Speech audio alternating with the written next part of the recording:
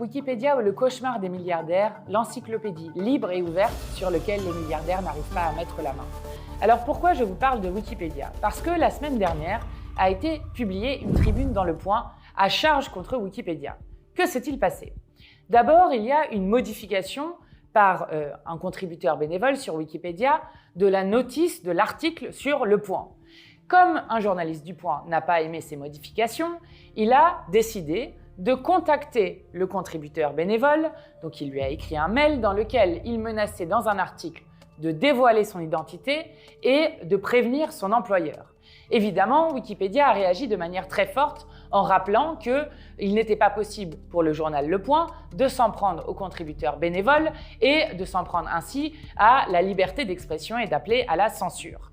Et c'est ainsi qu'arrive un article du Point qui prend à charge Wikipédia, donc qui fait haro sur Wikipédia, en expliquant que Wikipédia ne cesse de diffuser des fausses informations. Alors on trouve dedans tous les signataires du Printemps républicain, vous savez, ceux qui ne cessent de lutter pour la liberté d'expression et qui cette fois-ci s'en prennent à la liberté d'expression, par exemple Sophia Aram, Thérèse Ardisson, Jean-Michel Blanquer, Raphaël Enthoven, Julien Drey, Caroline Fourest, Jérôme Guedj ou encore Natacha Polony.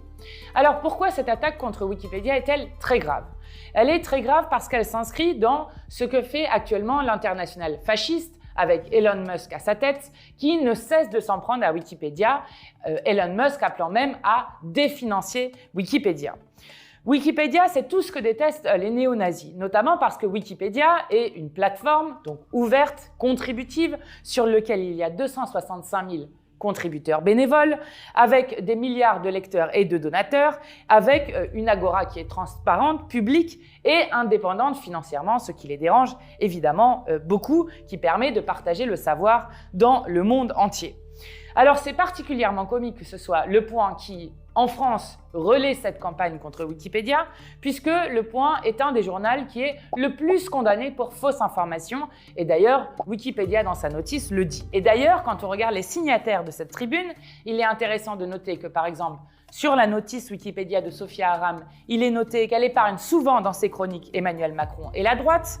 Quand on regarde Ruth Elkrief, qui est elle aussi signataire, journaliste à LCI, la notice Wikipédia rappelle sa participation à l'opération Sauver Macron, sa défense de Pénélope Fillon ou encore les accusations infondées qu'elle avait lancées contre des ONG de Gaza après le 7 octobre.